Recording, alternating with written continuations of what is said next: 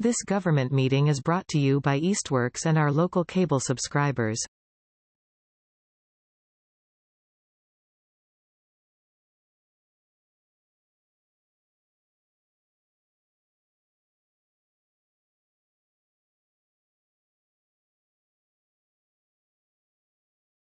There we go. Okay.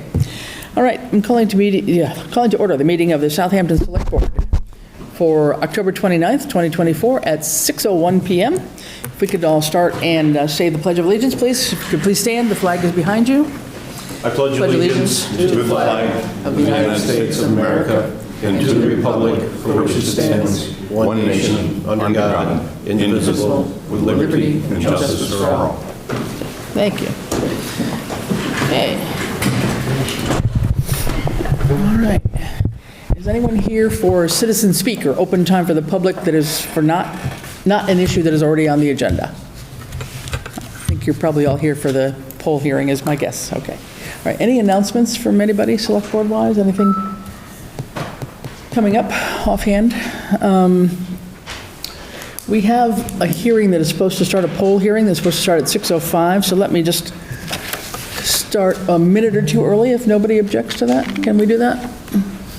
Yes. All right, I think we've got the principals that are here, so let me read a couple of things here. So we have a petition for a sole source poll location by the Board of License Commissioners of the City of Southampton, Mass. Okay. Eversource and Verizon New England request permission to locate a line of poles, wires, cables, and fixtures, including the necessary sustaining and protecting fixtures to be owned and used in common by your petitioners along and across the following public way. The address is 33 Manhan Road. And the purpose, as stated here, Eversource is requesting permission to install one fully owned pole, one 36-inch concrete silo with pad top, one pad mount transformer, and a pair of 3-inch concrete encased conduit and primary cables approximately 940 feet long on Manhan Road. This pole will be located approximately 20 feet off center line of road and be placed approximately 50 feet southeast of the existing pole 25, number 15. The conduit and cable will start at this new pole and continue northwest, will end in the proximity of pole number 45-4-1. The new primary cable will be used to provide service to 33 Manhan Road. The current service to the home is from the right-of-way and is currently an aerial trespass. So with that, I sort of didn't formally say, but I'm opening up Motion to open the public hearing? Thank you. Opening up the public hearing, second? Aye. All right. All in favor? Aye. Aye. All right. We are open. Sorry. So just pretend I just read that now. Got ahead of myself. So the poll hearing is open. And we have our representatives, I think, representative from Eversource here? Yeah, come on up, please, and introduce yourself. And we can put up whatever on the screen that you need here. Scott's got the map that you have provided, I guess. Good evening, Jason Ferrero, Eversource. Yeah, pretty much what you just read. We'd like to install a pole and then a single-phase primary cable to feed a customer at 33 Manhan Road. Okay. Now, I think just for purpose of history, we had this come before us sometime several months ago, and at the time, there was an issue with Manhan Road being declared a scenic road in town, which we verified it is, and I think we directed you to the planning board. So Correct. what has happened in the interim? They made it pretty clear that we weren't going to be able to trim the trees that we needed to move the pole line. At the planning board? Did you go to the planning board? Or- No, I did not. It was someone from our office did. He's no longer with our office, but yeah. Okay. So we came up with the new design to go underground through the roadway, so none of the trees are disturbed. And yeah. Okay, can you explain a little more? So this is, you're cutting down no trees? You're No not trees. cutting down any poles? No you're doing- trees. You're going underground? You're taking an existing pole. We're adding one pole to add a single-phase riser on it, putting that riser into the ground, going to the property, 33 Manhan Road, 940 putting a pad feet mount transformer there, and feeding that property. And the length of it is at 940 feet? Approximately 940 feet, yes. So when can I ask a question? Yeah, please, go ahead. So I think I know the answer, but just tell me. The 20 feet off center line, so that will be off Off the road. The pole Like in the itself, yeah. shoulder. The pole is off the road in the shoulder, in line with the poles that are currently there. Okay, and then the burial, will it? The burial will follow The curve of the road? Or? No, it'll be in that travel lane, traveling northwest, and then cross the road to go into their property. Okay. You want to, on the map here, if you wanted to just show what that is here, so at the corner, so the existing pole is where, since we have the map? So the existing pole line runs here. This is going to be the new pole, and then we're going to run a primary cable down this side of the roadway, and then cross the roadway to the new pad mount transformer. Okay. Okay, yeah, Dan, please. Yeah, have you reviewed this with the highway superintendent, since you'll be going under his road? No, let's go this first and moving on from there. Okay. Stephen? You folks are on the planning board? Excuse Have me. you- did you Yeah, recall both somebody Dan and I coming- are on the planning Somebody board. having talked about this at planning board? Somebody from Eversource came? I'm sorry, I'm not hearing your question Did entirely. someone from Eversource come and talk about 33 Manhattan at some point? Yes, Yeah, okay. as Dan implied several months ago with a different plan, the original plan. Right. So, again, I'm not a lawyer, but as I understand the zoning issue with the scenic road, the process begins with the planning board and then comes to the select board. And, you know, we've got a hearing open tonight we can hear, but I think you're in reverse order. And I would suggest that on the way to the planning board, you do consult with the highway superintendent, because he's the pavement guy and can help us understand whether, to what degree, there is an impact to the scenic road. But a new pole, I think, puts you categorically into the scenic road review. Cool. All right. Any folks from the public that would like to speak for it? And we'll have a for and then an against? So for, yeah, come on up.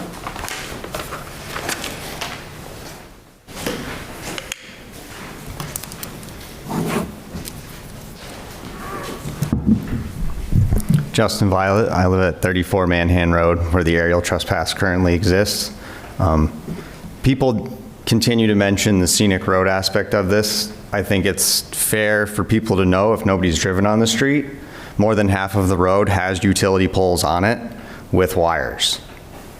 That has to get trimmed, whichever source is actually going to be trimming it, because I had a guy sitting in my driveway for 10 minutes, unannounced, didn't get out of his truck until I approached him. He was not in the right of way. I called Eversource. They told me they didn't know what was in my driveway, who he was. But anyway, the scenic road side of it, it kind of gets old. There's poles halfway up the street. It's not like there's no utility poles on the road. Russellville Road is also a scenic road. There's utility poles all the way down Russellville Road. The scenic road part of it's kind of getting a little old. Well, another thing to mention, just for Maybe getting a thought. little old, but it has been designated for a number of years as a scenic road. It is, and I understand that, but half of it, the poles are in the road. The other thing to consider, which Eversource wasn't Eversource at the time, it was Wamiko, back in the 90s, they moved poles that were in people's property, in right-of-ways, onto the street, even though it was a scenic road at that time as well. And they stopped where 2 new houses were built, and the rest of the poles, except for, I think, one that got broken in one of the storms, there's 2 poles in my yard that are from before the 50s. So that infrastructure is going to need to get upgraded anyway. But just something to consider if the planning board's looking at it. There's a lot of stuff in the news. Eversource is getting a lot of money to upgrade their system and reliability of it. So being the stop to doing any sort of work on the road, it should really be considered, how come this short stretch is not on the road? That electricity is very important. That feeds the Holyoke Dam. That's the reason it's 3-phase. It's priority that that power stays running. If you were to drive down our road, you're welcome to come walk in my property. I'd prefer you reach out to me first. And we can take a look and you can see how hard it would be to get to those lines in an emergency. So it's just something really to consider for public safety, that's all. Okay, thank you. Question. Yes. So are you in favor of this new proposed plan? Yes or no? In just putting it underground, I think it's a large waste of money. We know what the road's like there. The road's it's all ledge. You see ledge coming up through the ground. There's a drainage ditch on that side of the road. You'd almost have to be on the other side towards the river in order to do it. There's a couple culverts that run through there as well that they would have to cross through that area. But I just think for the infrastructure and what it would cost to do the work, in the long term, Eversource is going to spend all this money. Verizon's also going to have to run a line. And they're still going to have to replace, like I said, there's old wire that runs through my property the rest of the way up to the dam. There's old poles. So it just seems like a waste, and I think it's a good opportunity and just more of a conversation to be had with Eversource. So you're indifferent to either solution as long as there is a solution put forward? Yes. Okay. Madam Chair. I just want to make sure that, people are behind and we're spending our ratepayers' money accordingly. Right, yeah. Well, and I think as you mentioned, crossing, culverts and whatever else, I mean, that's exactly why the highway super needs to be involved in this discussion as well. I mean, we're doing a survey right now and assessing all the status of the culverts in the town. Yeah. And so, he definitely is a person to be consulted on this too, so, yeah. Thank you. I appreciate it. Thank you. Next up? Yes, please, ma'am.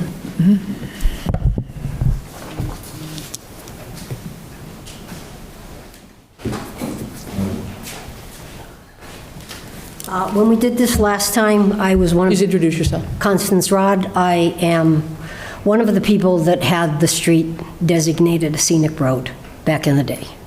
I was against what they wanted to do before because of the trees coming down. I think this sounds a lot more reasonable than what was presented before. Frankly, Eversource and Verizon have more than enough money to put this underground. I can't see why it wouldn't be something that would be okay, aside from the fact that if there's ledge, whatever, the logistics to doing this, obviously we don't know it yet because they haven't checked it out. But concerning, we had it designated a scenic road, not for anybody else other than the people that lived on the street. We had a beautiful street.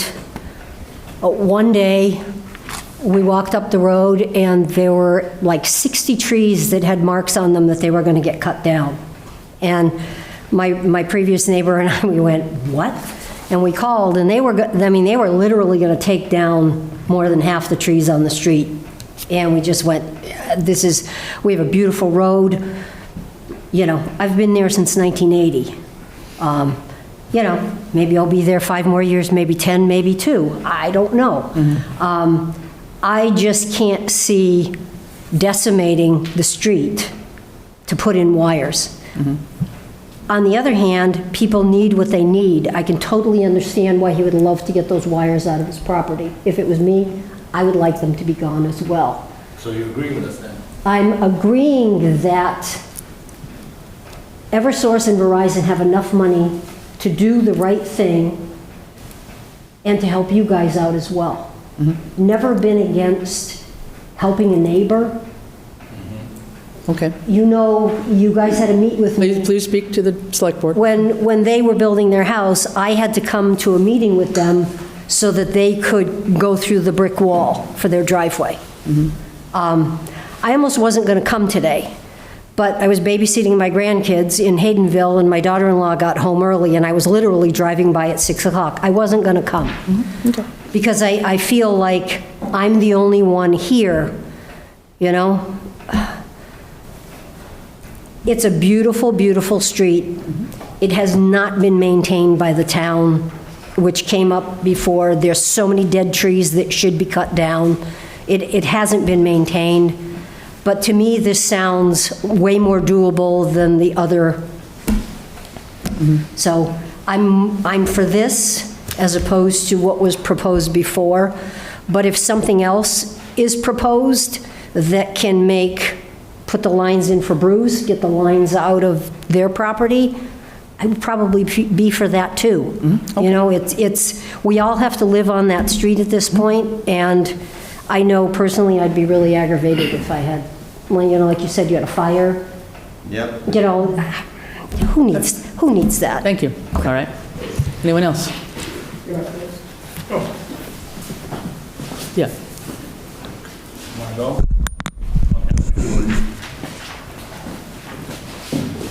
Ghislaine Turgeon from 22 Manhattan Road. Could you say that again, please? Ghislaine Turgeon, 22 Manhattan Road. I'm for moving the poles to the street because it would clean up all the dead trees we have there. The new trees will grow. As soon as we can clean out that growth, it's like a walking time bomb there. You don't know when the tree's gonna fall on your head. So if they're gonna spend money, why don't they do it right and have the poles up there for Bruce and whoever else builds a house there, you know, it'll be easy for them, all the poles will be running down the street and the trees will grow back and nobody will ever notice it. And at the same time, it will clean up in our backyard, all the poles and wires in the backyard. That's no place for poles and wires in the backyard. It should be on the street like everywhere else. My understanding, though, of what's being proposed is not to do any cleanup of existing wires and whatever. All they're talking about is now, instead of cutting down a whole bunch of trees on Manhattan Road to get to 33, they're now going to go underground, which, again, has not been... Well, it'd be more feasible to just put the poles on the street. Right, okay. Instead of going underground. That's what we're saying. We're willing to agree with that. That would open it up for other neighbors who want to build other houses. It would take care of Bruce at the same time. It would take care of everybody. I see, okay. Except for a few trees that, you know, but they will grow back, you know? Okay. Thank you. Thank you. All right. Yes. Next.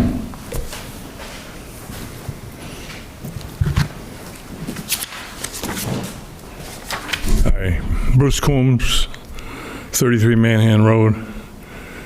I came in a few minutes late, so I didn't catch the beginning of the presentation, but it looks to me like the plan has changed from what I saw 6 months ago or whenever it was that they had the prior meeting. Right. Because they were going to be cutting some trees down in front of my property at 33 Manhattan. And it looks like that isn't happening now. I wonder if someone could move the picture around and show the mailbox and the entrance, driveway entrance. Yeah, that's the driveway entrance to 33 Manhattan. To the left is a mailbox. Then we're going to be cutting a couple of live trees down further south from the mailbox. And I guess that's not the plan now.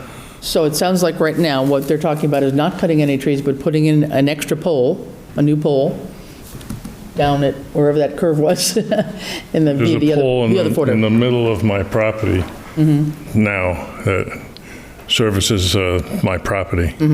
So they're looking at putting in another pole and then running a line underneath the ground, digging up the road and putting in an underground conduit in line for 940 feet under the road is what we're understanding tonight. And one of our questions was, and our highway superintendent has just walked in and is totally blind to this whole issue, I have a feeling, but one of our concerns was that no one has talked to the highway department about digging up the road to also get a line down underneath the road, as well as going to the planning board, since this had been designated a scenic road, so. Well, it's a real issue. Madam Chair, I am happy to listen to testimony from concerned citizens and abutters, and those served by this proposal, but it is out of our jurisdiction at present because it has not yet been to the planning board, and we've already discussed that the planning board would seek the input of the highway superintendent. So this is all good, it's just the wrong form. Yeah, and it looks like the planning board has got a meeting on the 6th, which is basically a week away. If I could. Yeah. For the record. So under Mass General Law 40, Section 15C, governing scenic roads, including restrictions of maintenance and repairs of paving, no tree cutting or stone wall removal without prior written consent from the planning board, repairs, maintenance, reconstruction, or paving work on a scenic road cannot involve cutting or removing trees or tearing down or destroying the walls. Public hearing must be held by the planning board prior to the public hearing at the select board. So I propose that we continue this public meeting or poll hearing for 4 weeks. Can I continue speaking before you cut off my Well, it's up to the chair, but I'm making a motion Making a motion to, that we postpone or continue this public hearing for 4 weeks to allow the planning board to do what they're required to do under general law and then report their findings to this board so that we can act appropriately.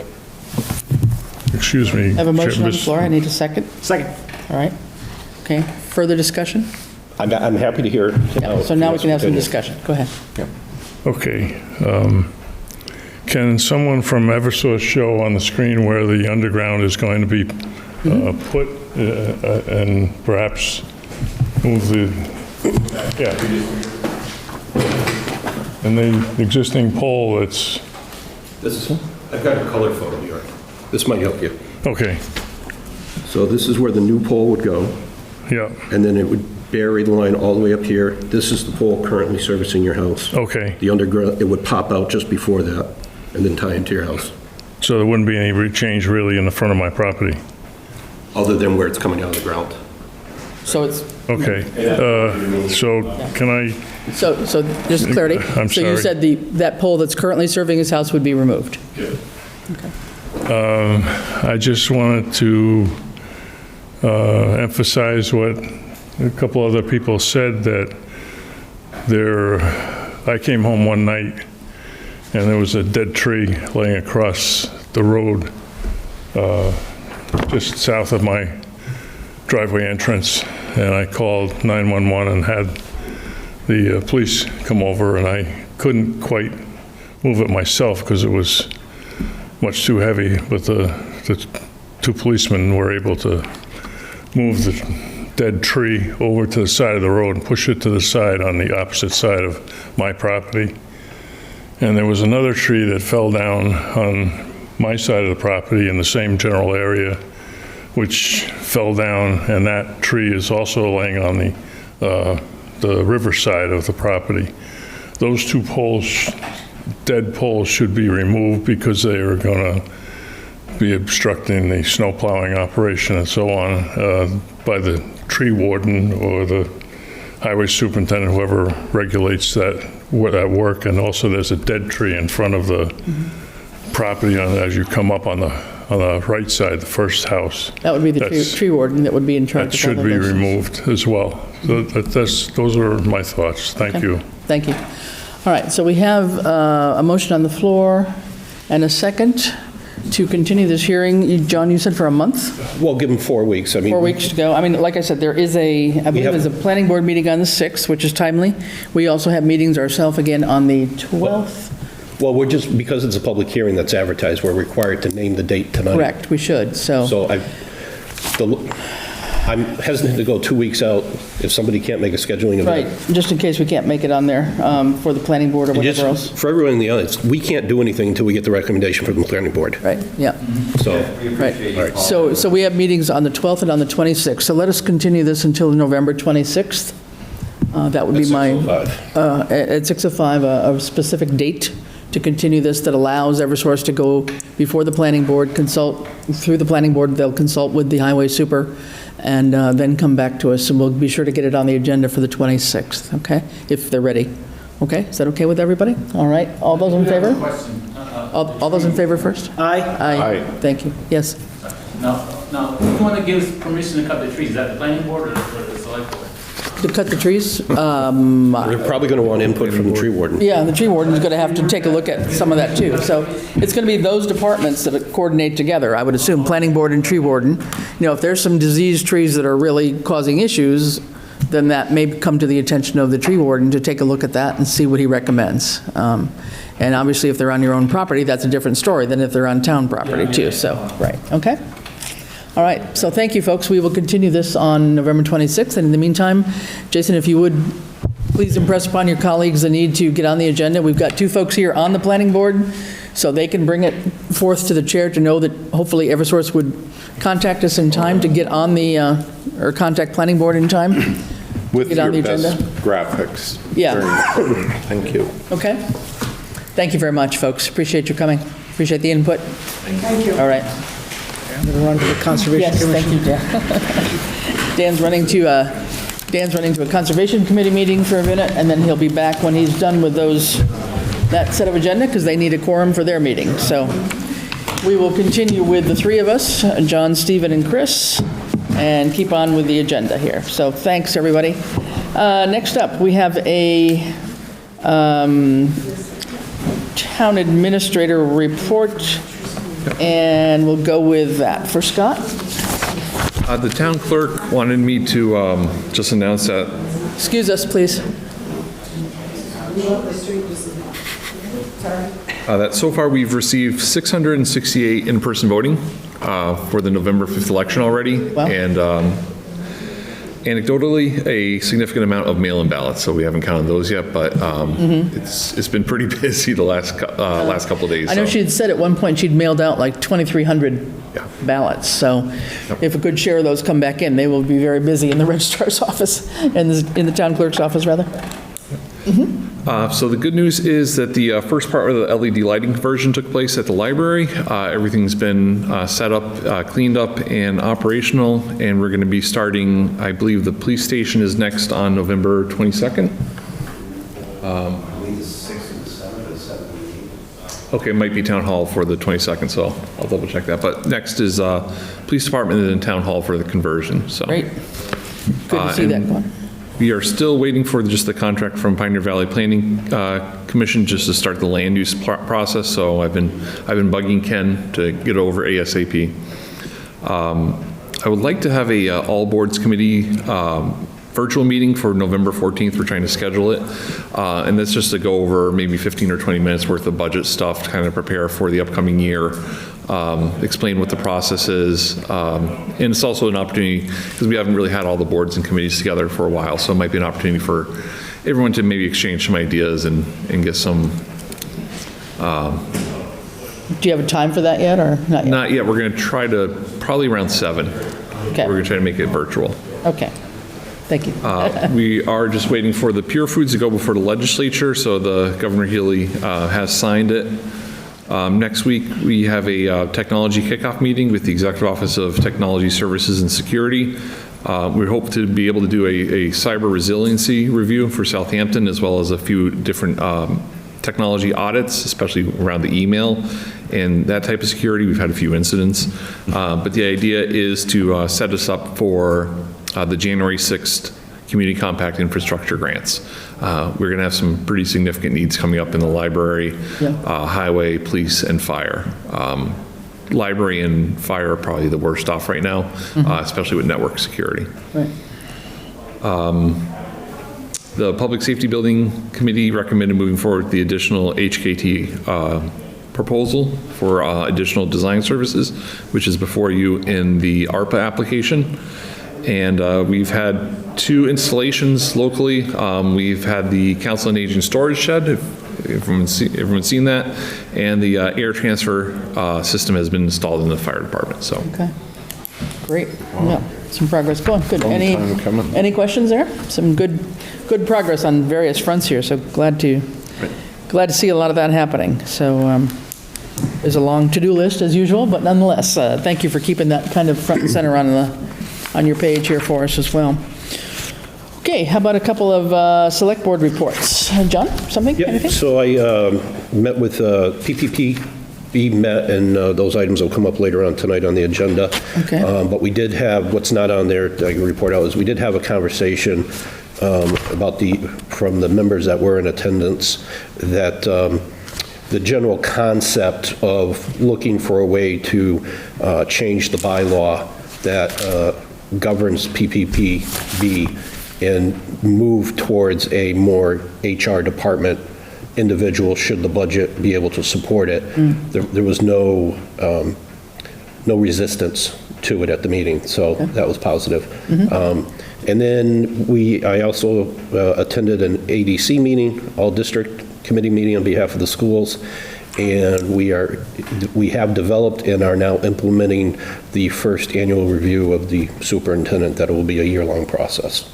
So that's positive. Okay. That we have a superintendent to evaluate. Yeah, okay. Right. All right, good. That's it. All right, good. Stephen? This is a little mixed up. Planning board is looking at short-term rental bylaw, whether or not to move forward with such a thing. But That's kind of the use and operation piece. There's also a separate issue about what constitutes an overnight structure, temporary stay structure. And that's back and forth with the Board of Health. But these issues have come up recently, and they're being addressed as best we can. So just a question, that there was a structure on, I think it was on Pomeroy Meadow Road. Is that still under discussion, or? Yes. Yeah, I okay. believe it is. That's one of those, okay. Yeah. All right. I missed the Greenway Committee, but Cindy was there, so she'll report on that. Unfortunately, she's out of town. I was trying to attend the Conservation Commission meeting, but it wasn't held for lack of a quorum. Right. So what I can report in Dan's absence, that's the mixed up part, is I sat in on the Housing Authority meeting. Okay. Great presentation from Valley Community Development Corporation. Okay.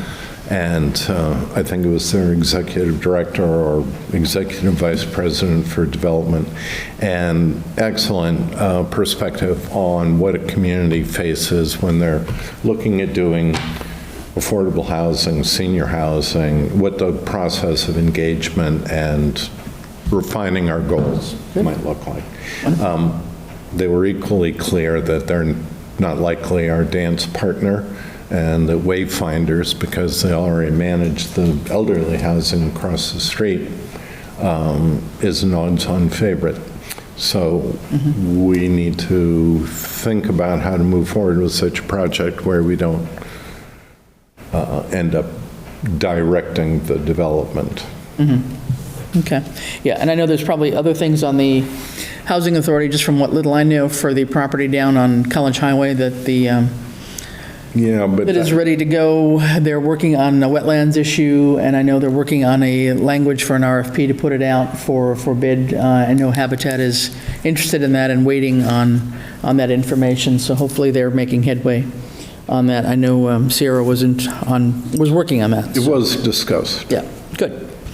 Okay, so Cindy Palmer is off tonight. She's not here, so we won't have any committee meetings notes from her. And Dan ran out to a Concom meeting just now so that they could have a quorum, and he'll be back as soon as that's over.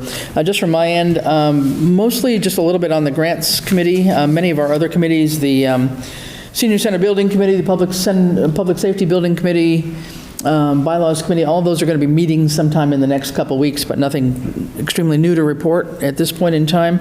The Grants Committee, we did get our turn down letter from the Assistance to Firefighters grant as to why we didn't get the air packs as well as the pumper tanker. As mentioned, the report was kind of vague, but then they sent us a little bit more information. The screening process for these grants, because it's a federal grant, it's nationwide, they had some 7,000 applications. So, you know, we were somewhat in there, but not really, because there are 3 stages to it. One is a computer-generated review. And then if you pass the computer-generated review, then you go to a peer review. You pass that, then you go to the technical review. We were kicked out on the computer review on both cases, on both grants. So Chief Fasoli and I have met. We've looked over the application. We're updating some of the basic facts and figures in terms of the fire calls, you know, staffing, a lot of the, you know, the statistics that they need for the application. It will open up again supposedly sometime in November, and we're fully intending to apply for it again. And we've got a call into the rep for our area to talk about any advice they might be able to share with us in terms of keywords that the computer might be looking for. Because I think a lot of those things, you get kicked out if you don't put in the right phraseology on things. Keyword spam. Yeah, it's just, you know, it's one of those things that you don't really know what they're looking for in that regard. Anyway, we're going to try and get more information on that and be clearer as to what else we might do to improve that. But we fully intend to apply for that again. Second of all, we have the MVP grant, the Municipal Vulnerability Preparedness Grant, the Action Grant part, which is what Southampton qualifies for now because we are a designated MVP community, won't open up until the spring, but there is an expression of interest that's actually due up on November 1st. However, again, I've talked to the local rep for our region, and he's willing to just have a chat. He said, don't worry necessarily about filling out the form. It's not required. It's, again, just a suggested step so that you could get feedback from the program so that you know where you might kind of lay your emphasis when you actually do fill out the full application. To that end, I sent out just a chart from the original MVP plan that was done in 2021 to several of the members that were on the committee at the time and asked for any thoughts and input as to what would be the next priorities. One of the main ones that was on there was a high priority was the culvert assessment in town, which Randall is already undertaking with Ty and Bond through a different grant mechanism, but that one is being done. And then I've gotten feedback from 2 or 3 people, and so we'll take that into consideration, and when I talk to the person, just sort of sound out a few of those things, but they're related largely to Norris, with the possibility of doing something for generator, HVAC, cooling, heating center kind of theme seems to be another kind of highish one on the priority list from what I've been hearing. If there's others, I'm more than willing to hear that. We've got plenty of time before we actually apply, but a lot of them were, I don't know, for example, if the program would fund a generator. So, I mean, that would be a question. And are they going to fund equipment or not? So we'll try to find out that, but I will have a just phone, well, hopefully the phone call is supposed to be this week to talk about that. So we will at least get our name in there. Southampton's on the radar for this regional rep for our Western Mass area, so that's at least a step forward on that regard. But then the big news, I think, is that I think I told you a few months ago, or a couple of weeks ago, whatever, I don't know, time flies around here, but we had applied for the Bruin Historical Grant to get a grant for the repointing of the mortar on the brickwork on the old town hall / police station. We were one of 15, but we were like number 7, so we were the first alternate. And basically, they felt that we had a good, strong proposal, but it would be better if the rest of that town hall was in other kind of community use so that it could be considered an economic anchor for the town, which, we tried to make the point is that's where we'd like to go. We'd like to have the building still be preserved and stand and be able to use it for a future community venue of some sort, to be determined. So we were just the first alternate. So I think we were actually probably number 7 now that I say that. So we figured, okay, well, so be it. Well, I got a phone call and an email yesterday that apparently, I don't know whether the program kicked them out or they dropped out, but a community has dropped out of the finalist list, and therefore, as the first alternate, we are back in. So we will be getting the $96,000 grant to do that, and they are going to be scheduling a site visit out to come look at the town hall and see what has to be done. So that was a very, very pleasant surprise. Had no clue that we would even get there. So that's a great thing that we're trying to get that one done. So probably the work, I'm sure, wouldn't happen until the springtime. It's going to take a while to find the right historical preservation company to do a lot of the work. It's got to be very specific to the kind of mortar and everything else that they use for that brick, because it is a historical feature. Okay? So that's basically the news, which is pretty interesting. So $96,000 more for grant money, which we'll take any time. Congratulations. Yeah, I know, a total surprise. Yep. Okay, so we have some new business, and I think probably the first thing up, since we have our folks in the audience, we were going to put it a little bit later, but I think we have our person here from Gill Farm Road? Right, okay. All right, so we have the first situation up here is an application for an appeal of driveway width at 6 Gill Farm Road. And this is from Ivan Ergin, is that right? And why don't you come on up and tell us a little bit about what's going on? How you doing? I'm Ivan Ergin. I am building my house on 6 Gill Farm Road. About a year ago, I met with Randall here for the curb cut permit for the driveway. He walked me through it. He told me what I need to have drawn out for him to keep in his records for anything underground to make sure that everything is to spec. On the paper here, that's the one that I drew up and submitted to him for approval. On there, we have the driveway coming off of the road at 15 feet wide. And that was about a year ago. So now we started doing the form for it probably a month ago, and we finished pouring the concrete on top, like out of the garage. And then Randall was there about 2 weeks ago now doing an inspection of the road or doing whatever he's doing on the road. And thankfully he was there because he paced it out and he found that it was wider than what I was reminded is maximum is to 16 feet, I believe, right? Yeah, and the way that we had it formed out, just to match the driveway slab that we had poured on top to the road, was like a comfortable 22 feet. So it's definitely over the maximum that is required for the permit. He did inform me that there are ways to kind of get around that like maximum, which is just having a narrow point of it being 16 feet or less, even though that would look pretty goofy if just a random part of the driveway. Could taper it down? We could taper it down. So as of right now, the forms are just there at 22 feet wide. Could you show us where it is on the map area? I'm not clear. Yeah, so I see the 15 and I see... Yeah, so right here, the way it's drawn up is 30 feet from the garage. We ended up going 34 feet from the garage because we had more fill to use up because it kind of tapers down off of like where the house is. So we have about 34 feet off of the garage, and probably we widen it here a little bit too because we're doing it ourselves, so we can kind of just play with it, but then we make a mistake like this and don't realize that we made a mistake until somebody helps us out and corrects us. So yeah, so it's 34 feet and it just goes just like this. Goes to 22 feet wide and then it tapers off at the road. So, I mean, the way I understand it, that Randall said, we could literally do it 22 feet and then just do 16 feet. It would goofy, but we could get around that like law or that rule. But obviously we would either rather have it down to 16 feet so it's uniform from the top of the slab, just kind of cut in and then do the same thing with the like the arch off of the road. We do have it banking, so the water runoff doesn't go towards the house, it goes off of the house or from the house side of the driveway into like the grass. It is banking from the top of the slab by the garage to the road. He's concerned about water runoff, which is understandable. He showed me pictures of like some houses that have like a pool and during the day it's fine, it's water, but then half the year it's ice because it's winter in New England. We've got a few of those around town, I think. Yeah, so I understand his concern for sure.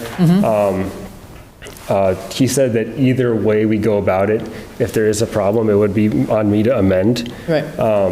So I'm hoping to see if we can get it peeled to be 22 feet wide as is. All right. And this is coming to Select Board because this is a driveway regulation that we wouldn't necessarily have to give our approval to, but could we have Randall maybe come on up and, thank you, give us your thoughts about this. This is not an unusual thing that we see, so fill us in and just remind us. Not many people choose to go this route. So, yeah, Ivan summed it up pretty well of how we just why the width of 16 and... So basically, my concern when we developed the driveway regulations was creation of excess impervious surface. Because the more impervious surface you have, the more pavement, the more runoff you're going to have. And we're all trying to get more water to percolate back into the Barnes Aquifer. What the regulations were designed for, though, in my mind, was longer driveways. So if you can envision a longer driveway that's 16 feet wide at the maximum, and then it goes up to a parking area by somebody's house. There's not really much regulation on how much you can use up by your house. It's mostly my purview is driveways. So in cases like Ivan's, the house is relatively close to the road. So the parking area bleeds towards the road, if you get what I'm saying. So it is an area where I've seen people just kind of neck it down to 16 feet, but Ivan and I spoke at length about this, trying to come up with options. He's been very easy to work with. And, exploring necking it down to 16 at some place so it passes a straight face test of complying with the driveway regulations. If he were to do that, it's not really going to be significantly less runoff, which was the spirit of the regulation. So that's kind of where we're at. So the, Okay. Yeah. so this is the plan submitted? And Yes. then when you did the walkout or the inspection, where it's saying, The forms are up. Yeah, the forms are up. I could see it was pretty wide, so I pasted off. already been poured? No, No. Oh, okay. No, no. So instead of 15, it is what? 22. 22? 22. And is the surplus going towards the left of that picture? I away from the don't house? know. I don't know for sure. What do you mean, is it like banking away from that? Well, is the extra width Oh, close to the house or on the, away from the house on the outside? yeah, I believe. Does it comes down pretty close? Yeah, it kind of comes closer because we have, like, we changed, actually, this is a little bit outdated of a picture because our driveway is actually kind of back here now. So we moved, again, we're building it ourselves so we can kind of play around with the blueprint a lot. It's fun to do, but then you run into this. But, our driveway is, our garage is like kind of back here now. Oh, yeah, so this is almost flipped. We do have the slab on top, which is poured, which is also banking away from the garage door so that water doesn't run towards inside. The garage runs towards this lot, towards this grass area. And then I would say that it's probably closer now because if you just kind of can imagine this not being here, we kind of have this slab and like a little walkway starting right here. So it is a little, it is a little closer to this side of the house.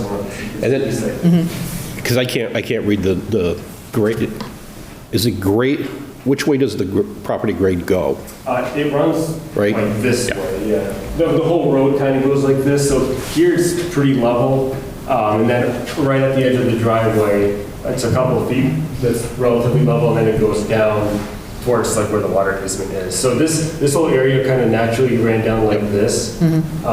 We'd have like the driveway slab banking towards that for the runoff from the garage door, away from the garage doors, and then the driveway slab as well as we have it playing with the forms, it's sloping to push the water. So it's sloping toward the It left. looks like most of it's going to shed off onto Right, the but lot. Left, yeah. This property is or is not subject to wetlands? Are you involved with them at all? I don't believe so, no, because You would already know if you're in building. Yeah, no, there's no, All right, it was okay. development, so we didn't see it, we had no wetland restrictions, Yep. and on like any maps, there was no Yeah. wetlands around. There's sewer. Yeah. That's the picture I got. Right here. Or So, not yeah, so show us on that, where you're talking about, on that one? Yeah, so this is, so this is the lot, obviously before we cleared it. So this is, I think, for the water main that was done. So almost right here is like the driveway. And here it's lower than the rest of the section because they probably leveled it for their water main loop that they did. So it'd be like over here, the water, the lot itself pitches down like from basically the end of our lot to here. It goes further down. And you've got one house to the side of you going in that direction. We have Yeah. number 8, they're living there now. Yeah. Okay. So then, Randall, based on the spirit of why we created this and the intent of this regulation, what's your recommendation? So I really struggled with this because we've been pretty consistent with 16 feet. However, I do think there's some credibility to the argument that necking this down to 6 feet is going to make no appreciable difference in the runoff. So if you're asking me which way I would lean towards, are you asking me that? Maybe I should ask you that. I mean, I would lean towards approval because I think what this has brought out is that I need to put some more thought into maybe dimensions, square footage. I just don't know where to go with I can it. think of several places in town where this regulation needed to be in place and where I wouldn't do this, but it's where all the entire frontage is sloping towards the road. Right. And you can see those driveways where it's all washed out at the bottom and then we get the dirt trails. but it doesn't sound like, this sounds like it's sloping to the backyard or the side yard. There's drainage already there. It's not going to the road. It's not a primary road, it's a secondary road. It does have a slight grade towards the road, but, eyeballing it, it looks like the majority will shed off onto, parallel with the road, if you get my meaning. Right, yeah.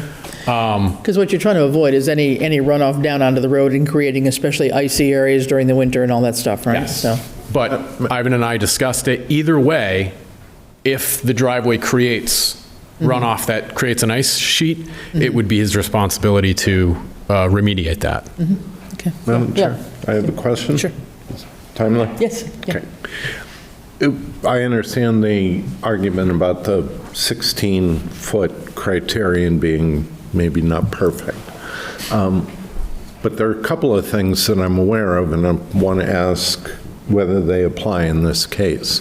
One is somewhere in our bylaw, and I'm not going to be able to cite where, there's a maximum impervious area limitation for single-family lots. And I don't recall what that limit is. I don't know that limit either. That would be a zoning question, I What, the think. zoning bylaws? It is a zoning question, so I didn't want to question standing or whether this is coming to the wrong body. But we also have a stormwater bylaw when X amount of disturbance is created. I understand it's a different builder here than next door, but next door looks like it would meet the threshold for needing a stormwater management plan, which gets reviewed by the planning board. I believe it's over an acre. Ivan, do you know Correct. how big your lot is? 0.92 acres. So the lots are built in such a way that they're, kind of like I mean, it's the reason why we have 9 lots on subdivisions. Amish farming, yes. Yep. It's the reason why we have 9 lots on subdivisions too, so. Okay. So be aware of the zoning code because the select board does not administer the zoning code. So between you and the housing superintendent, who I've never met, The building commissioner? We have a housing superintendent? Building commissioner. building commissioner, I would defer to your judgment, but Yeah. mind what's written, and let's follow a process if that's indicated. This is the process. Any waivers come to you. Yeah. I think we passed the regulation in 2017, and this is the first waiver that's ever been requested. So, Yeah. I mean, We updated it a couple years ago, I think. The total impervious area in the not yet rendered plan? do not. But this would have had to come to planning board already at some point, right? Not Planning necessarily. Board, I think, just. No? Or to the building commissioner, somebody? It's gone to The planning board would approve the sublots. Right. And then any buildings on there would have been approved by the building commissioner. Right. Yeah. Correct. To get the permit. Okay. And then you come along with the curb cut. This is why you're the caboose.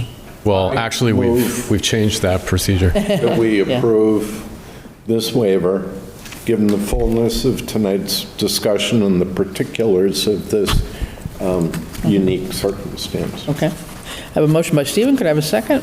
I'll second it, and then if I could just Yeah. maybe offer for clarification of the motion, that we approve it based on the recommendation of the highway superintendent and his belief that this, by approving this, we are still honoring the intent of the reason why we have the process or the rules in place. Of the regulations for the So that driveway. It's a very friendly amendment, I accept that. That way, when the house across the street doesn't want a 50-yard Okay, driveway. so the motion has been slightly amended, so we have that, and all those in favor? Aye. Aye, all right. So All right, thank we'll you. Go for it. Thank you. Thank you. Very good. Thanks very much. Appreciate it. made Good luck. Welcome back, Dan. All right, Dan has returned to the meeting at 6:54. Thank you, thank you. All right, so shall we just keep on going down the agenda items here in order? You wait all the way through Bartholomew. Want to pick up Bartholomew next, in order there? You want to go with Bartholomew? Okay. Everything you never thought to know. Okay, let's go to the Bartholomew Annual Review, and just for everybody watching, this is the company that basically manages the town investment funds. I don't know, Scott, if you can put up anything on the, Yep. I mean, we've got 100. I would know it's 128 pages. Yeah, it's a 100 and some page report, which we won't bore everybody with, but maybe we can talk about it a little bit. We've Put it on had the this website. company for a good dozen years, apparently. And if we get down to the pages where it shows some of our trust fund results, I guess, for the year, I think it was around, was it page 50 or there? I forget. Where did I see it? Somewhere there. That's open, there's some up above there before that. Yeah.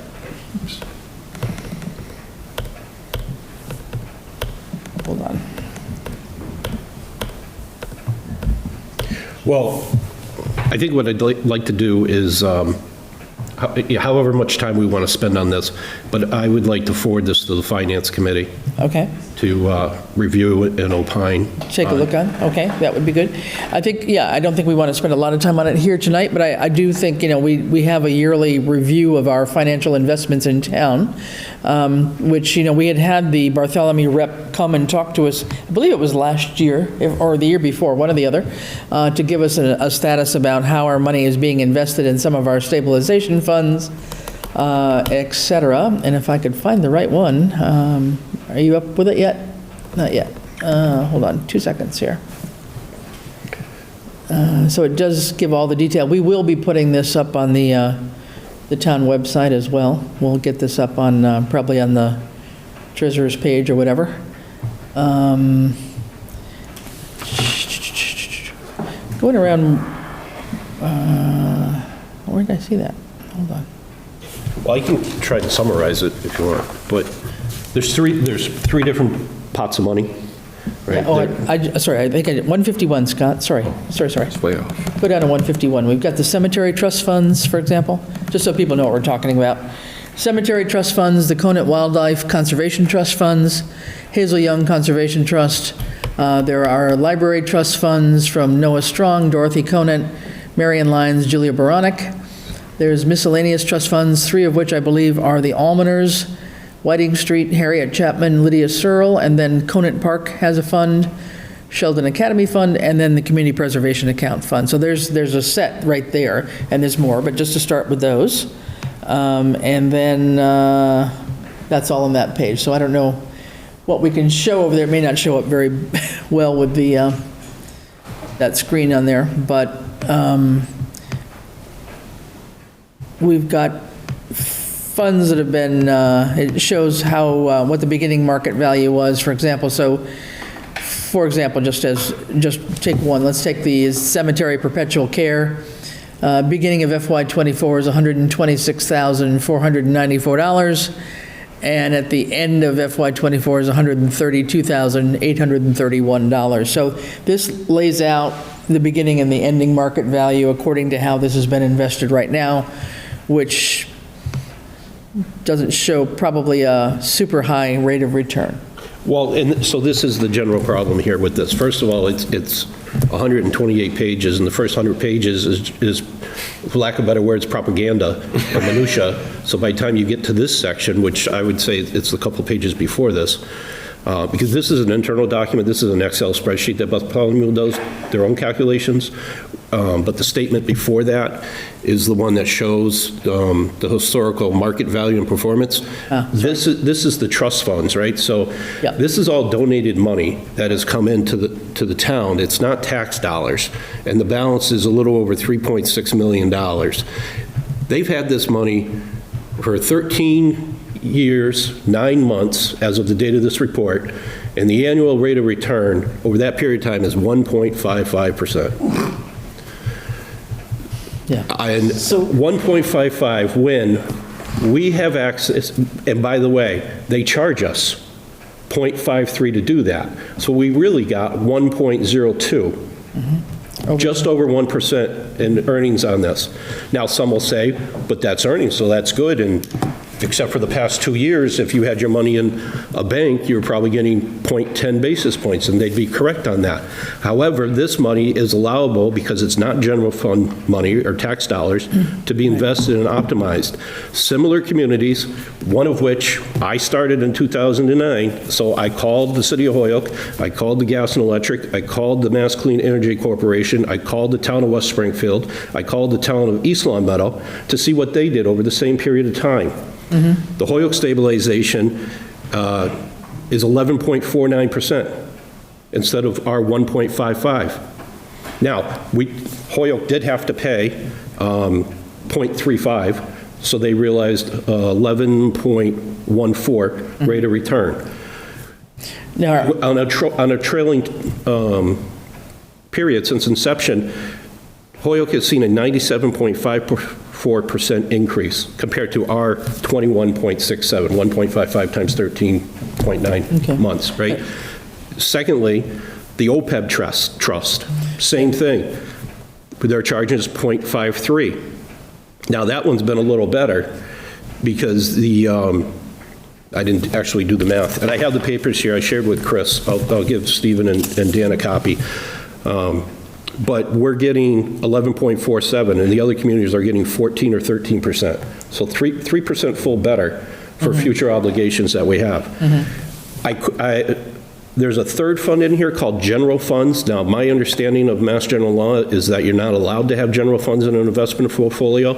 The exception would be treasurer notes, and it has to be, the mature date has to be less than 365 days, so you can't do a one-year CD.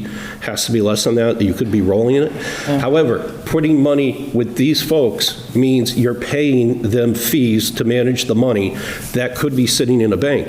And I go back to the bank because the MMDT, the Massachusetts Municipal Depository Trust, that every treasurer in the Commonwealth has access to, and the general law says you can keep unlimited money in there. If anything goes wrong, the Commonwealth will reimburse you 100% for those losses. The average rate of return in the period of time, because we've only been doing it for 18 months that we've been using that money, has been 5.67% with no fees. Well, so big difference. I get the set it and forget it. These accounts were established prior to the current incumbent that's there now. Sure. But this is clearly just a set it and forget it. I don't think this has ever been put out to ask for qualifications, comparison. We've ignored it, and I argue that we've lost an opportunity to gain over $1 million. Yeah, well, especially this past year where the interest rates have been quite favorable. The other accounts that were in here, and I was going to question too as to why there was a general fund line in here. I didn't understand how any general funds could be invested in here, but the other things that are in here are the ambulance stabilization, operating stabilization, and capital stabilization funds. Those are in there, and those have done some, well, I'm not sure that much better, but somewhat better. If you take all three of those together, they were $600,000 at the beginning of the fiscal year and end up at $1.4 million at the end of the fiscal year. But we did add money. But we put, I was going to say, we put in money at town meeting to determine the performance. Correct, to increase those funds. So, yeah, Dan. So I believe you're suggesting that we pass this to the Finance Committee? Right. Perhaps they could come back to us with recommendations as to what to do? Yep, absolutely. But just for the record, though, because we have an elected treasurer collector, it's up to the citizens to drive this argument. We can send it to finance, and they can agree with my findings or independently, or do whatever they want to do separately. Okay. We then have to go to the voters, and the voters would have to pass the proposed bylaw that I suggested 2 months ago to establish a trust and investment committee that the treasurer would then be required by bylaw to follow. Great. Yeah. Because we may or may not want to continue in this direction. I mean, if we've got other options out there, and I don't know that we've really fully researched other options that well, and obviously other towns, other cities are using somebody perhaps besides Bartholomew, or the mixture of funds and mutual funds that they're investing in is just a different set of portfolios. But nonetheless, I mean, to have a wide variety of earnings between that and what we're seeing here is pretty noticeable. So, well, and I think specifically it's important that we're talking about, we have, right, wrong, or indifferent, we have 13 years of results. Yeah. It's hard to argue. This isn't just a year, or we had a bad year, 2023 was off. Okay, 13 years. Yeah. Yep. So we don't have a meeting coming up with FinCom probably, but hopefully whenever we do have one, or maybe they could have a meeting. I know they've lost their chair recently, so they probably do need to meet and elect a new chair anyway. If the chair wishes, as a liaison, I can reach out to them. That would be good. I think we should do that. And we're going to need them on board pretty soon anyway, as we talk about budget issues and so forth. So that would be good. So let's do that. So this is more just informational, but we'll have it up on the website too, so people can take a look at it. It's, like I say, get through the first 100 pages, and then you might get down to information that would be relevant for you to look at. But it's especially important, I think, for several of the committees, like Concom and cemetery folks and everybody else. These are the investment funds where, the money has been given to them, donated to them, has been invested, and for the most part, I believe just about all of them have conditions in their trusts where they can only spend the interest earned and not the principal, right? And so small interest is why they're always saying, hey, we're out of money, we don't have money to do these things, right? And then the other thing is, I did not see in there, I definitely did not see the water reserve, and I didn't see any transfer station reserves. Those funds should be invested in some way, not sitting in a checking account. Good point. Right? And as of the last audit, the water reserve receipts were a little over $300,000. Okay, so that's a question in terms of where the water and transfer station receipts would be. Very good. Okay, so with that, I think we'll pass on, but thanks for that information and thanks for that brief analysis. That's very, very useful. Okay, I think let's move on to ARPA things. We're at the end of the month. We haven't talked about ARPA in a little bit. Bradley has sent out his financial report, and we've also got quarterly reports in, which thanks for everybody who has active projects still that is turning in their quarterly reports. That might have gone out separately today in an email from Judy, so you can see everybody's quarterly report.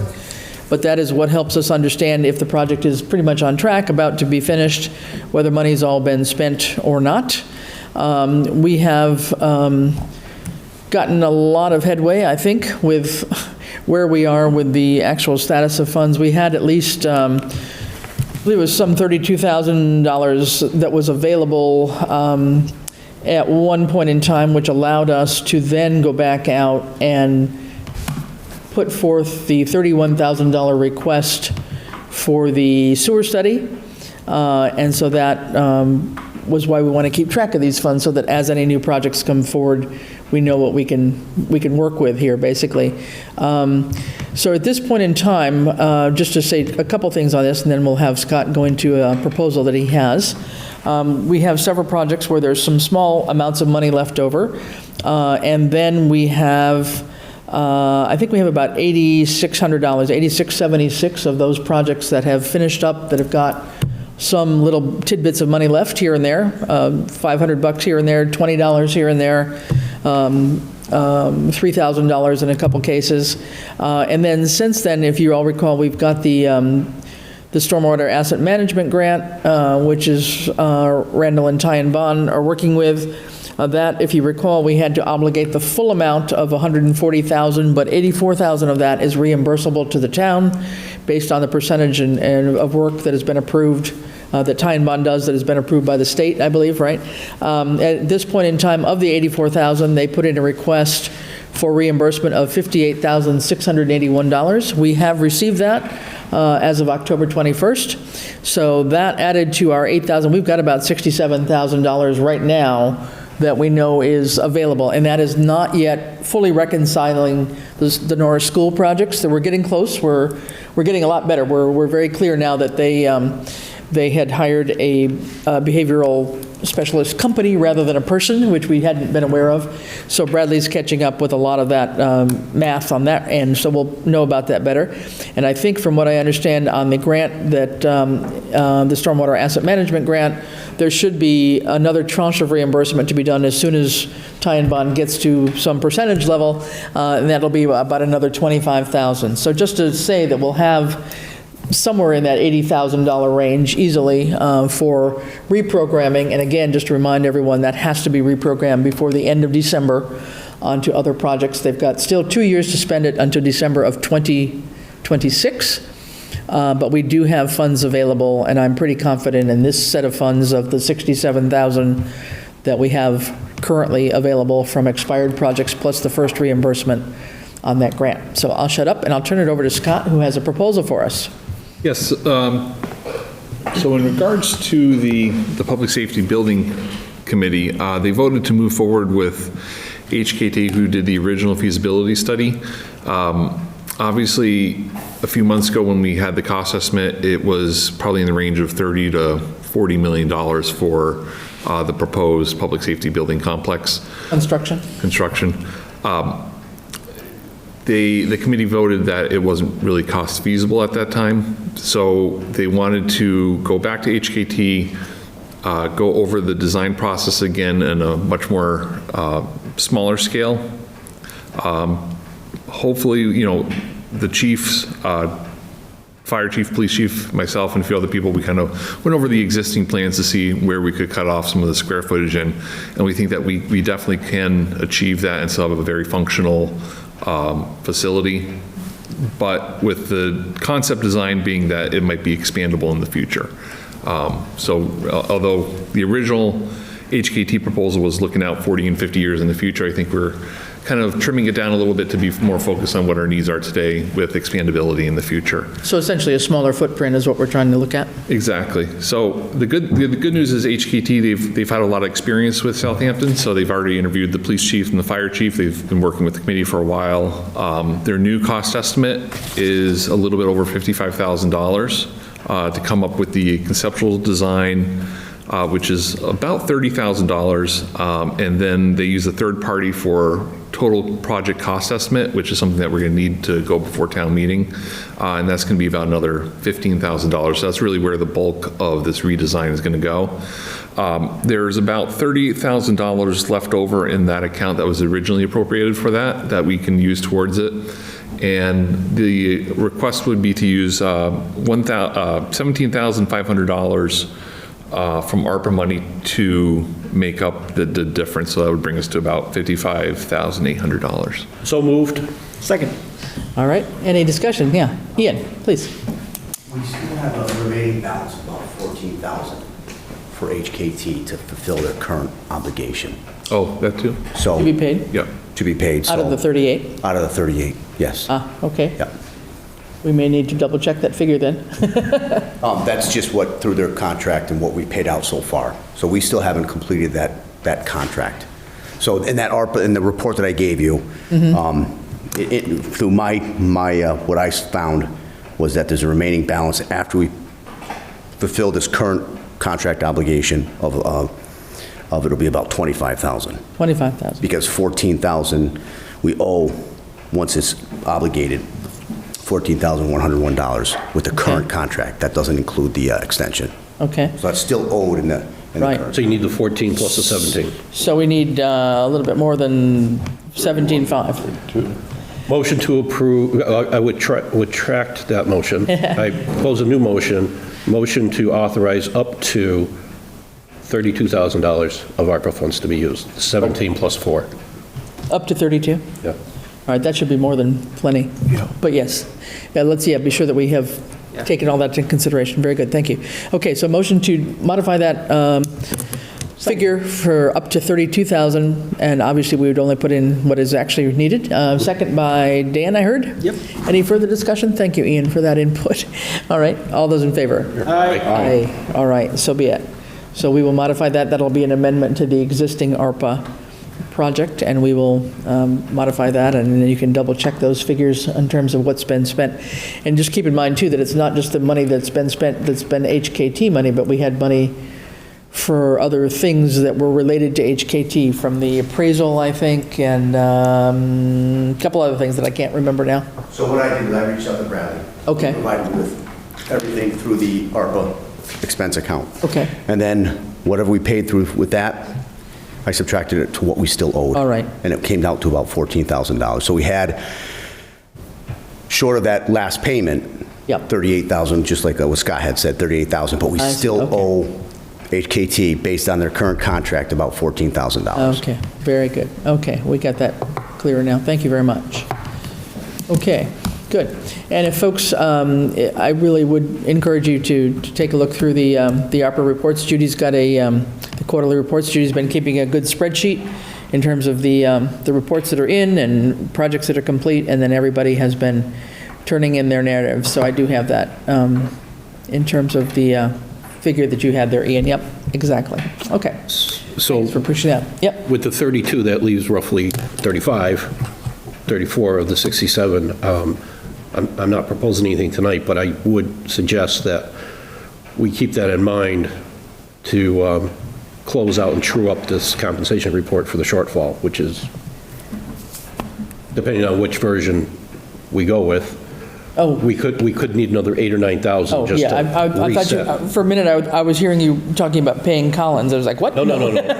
We need a few more dollars just to right the ship across the board all at once. Okay, that's a thought, yeah. So at this point in time, I would just say that, to the extent we have any other needs and proposals coming in from various town departments, I think we'd want to get something in before the end of November, so we could take a look at it at the end of our November meeting, if at all possible.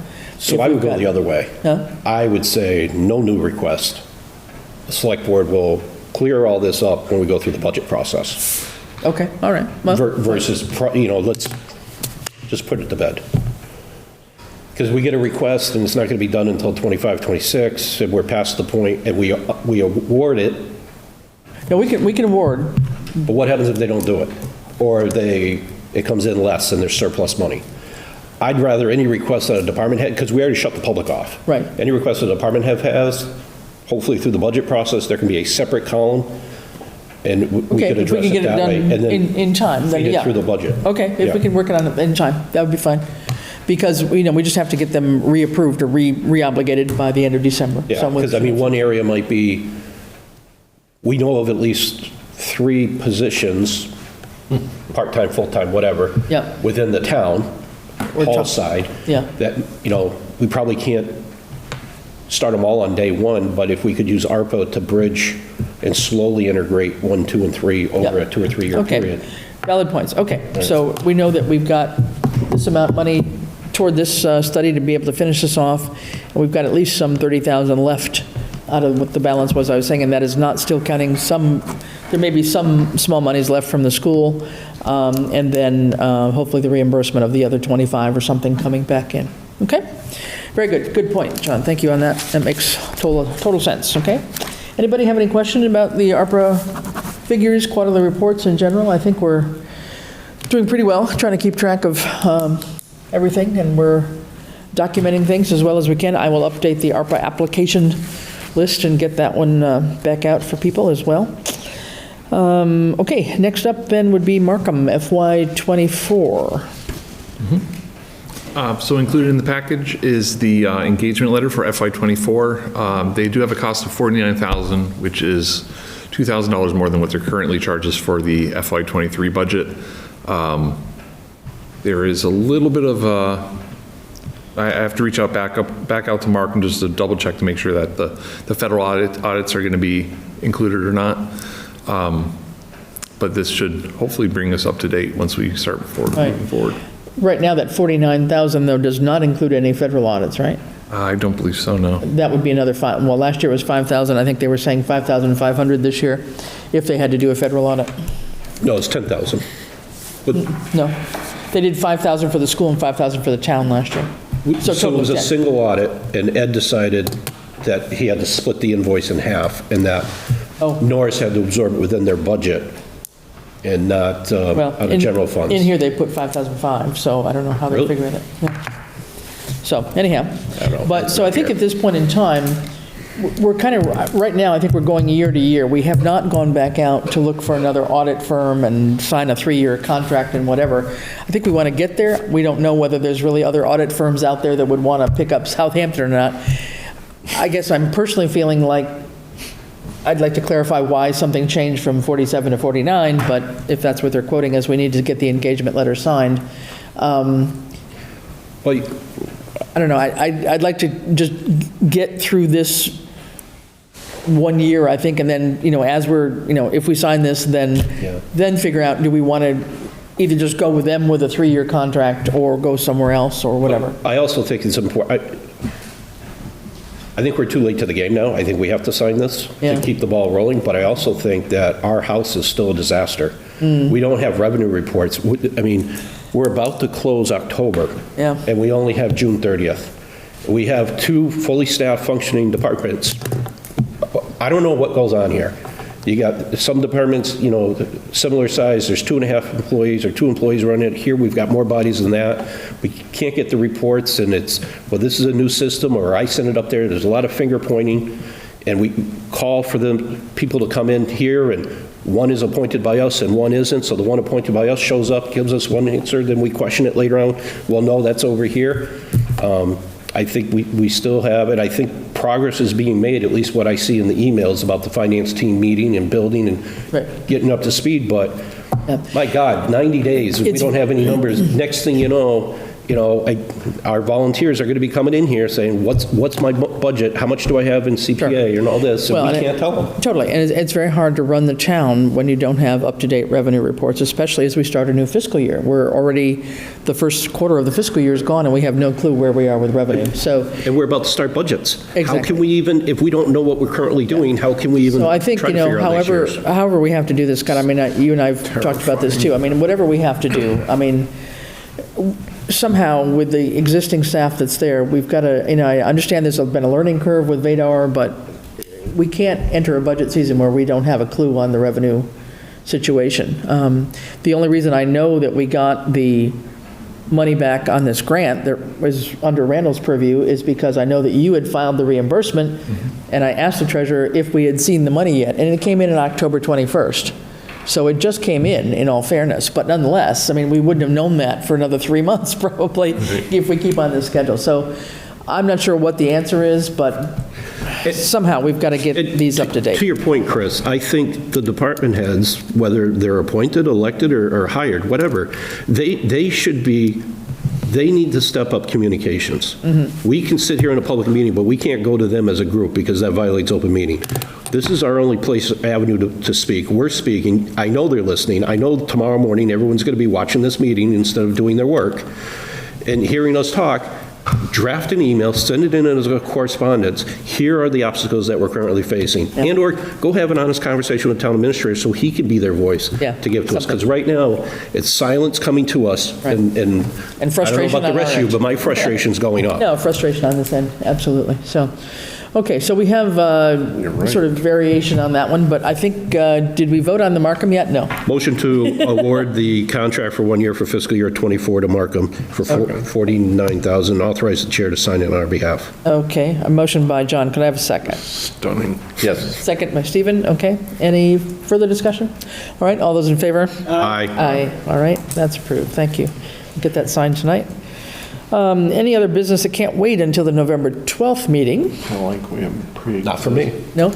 Okay. We'll go on to other items here. Any updates, Scott, on the hazard mitigation plan? I know we're having a public meeting coming up soon. Yeah, we're going to be having the public meeting on November 12th. There should be a flyer that's posted online on the Facebook page with a link to the Zoom meeting. We'll also try to do the Facebook Live and provide a separate Zoom link as well under the My Government, My Town. Wonderful. So the public can chip in on that and hear what's being proposed, and then ask, will there be a way to ask questions during the meeting or afterwards on Facebook or on the website? Or Yeah, I'll take questions in advance, and either through Zoom or Facebook we'll be able to ask some questions. That sounds great. Brave Okay. man. So that'll be on the 12th, you said, or 12th? 12th. All right. So there's information coming out on that. We'll get it out to the public. If you haven't seen it already, we'll get it on various social media avenues. Anything on the Manhattan Meadows Bridge update with the design on that one? I've been in contact with the company with the engineering report for the actual bridge, and it should be this week. They got a little bit delayed, but we're hoping to have the final plan this week. Great. Okay. All right. Capital asset planning. I know you're still working on some ideas of sort of a capital asset planning book, if you will. Cost efficiencies did meet last week, but we didn't have a quorum, so we couldn't really get into discussion on this, but we do have the updated assets from highway and police that we'll go back through in terms of those vehicles and other equipment, and then hopefully in our next meeting we can, or there'll be, actually I think we had voted on a subcommittee to work with Scott. A couple of our folks would work with Scott to try and fill in some facts and figures, but we also wanted to have a couple of members of the committee go around and just do eyes-on at the various 2 or 3 departments and just double-check what was on the inventory and be sure that we all were in agreement with what was there. So that's ongoing, and then that will move us forward in terms of at least trying to understand what replacement needs we have, et cetera, coming forward. We don't yet have a capital committee. I think they kind of, I don't know that anybody got reappointed. Nobody came to us for reappointment. No, I did. But that came, so we may have to figure that one out too. That'll be on next meeting if we have to work on that one. Surplus equipment disposal. Judy's been working on posting things for our auctions. We've got a ton of old computer type stuff, IT stuff down in the basement, and there's been a couple lots of monitors and so forth and printers, I believe, that have been put up. Nobody's bid on them, so after 2 weeks, they will be able to be disposed of. The one big news we have is Chief Illingsworth had put forth an old Chevy Tahoe, and believe it or not, we got $1,600 for it. So that's probably the best we're going to do on the entire auction for anything we have laying around. But any of the vehicles will probably, have more hope of probably bringing in a little bit of money, but most of the computer stuff and the microfiche and, various other, whatever, a paper dryer and God knows what else is down in the basement, I'm not holding out any hope for. So it'll be a question of disposing of all of that stuff once the 2-week time is up. Don't you just love the irony? We have to go on the World Wide Web in order to auction off microfiche. Exactly. And, we put a minimum bid of $1 and still nobody will bid on it, right? Whatever. Okay, so we've already talked about green energy and those projects. So I'm very glad to see those moving forward. I'm assuming nothing more on East Street or any of the TIP projects. Okay. All right, so let's go down into personnel change forms. We've got some PCFs here. John, would you like to? Sure. I'll do them by department.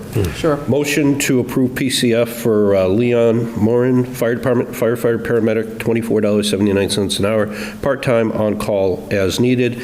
And motion to accept the resignation of Joseph Weiner, Fire Department, effective 10/8/24. Okay, I have a motion by John. Could I have a second for the 2 fire department ones?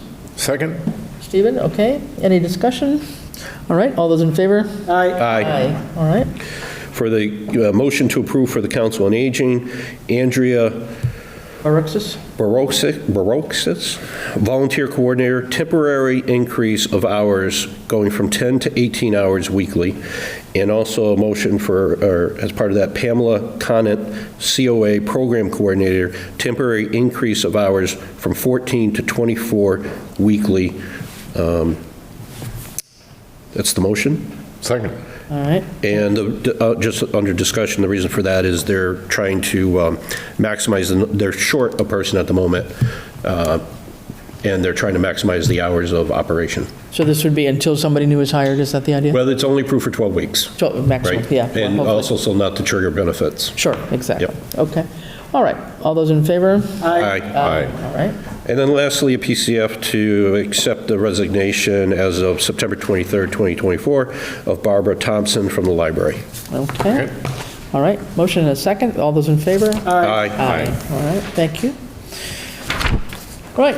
Next up, we have some permits here. Make a motion as a packet, the first two, both for the Friends of the Edwards Library, 1-day wine and malt, one permit for November 6, 2024, from 5:30 p.m. till 8:30 p.m. for a paint and sip, and then another one November 12, 2024, at the library from 5:30 p.m. to 8:30 p.m. for a paint and sip. Second.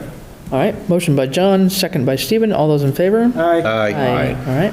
And then lastly, we have a request from Susan Scott for a 1-day wine and malt, November 20th, 2024, at the Senior Center from 6:30 p.m. to 8 p.m. for the Southampton Women's Club meeting.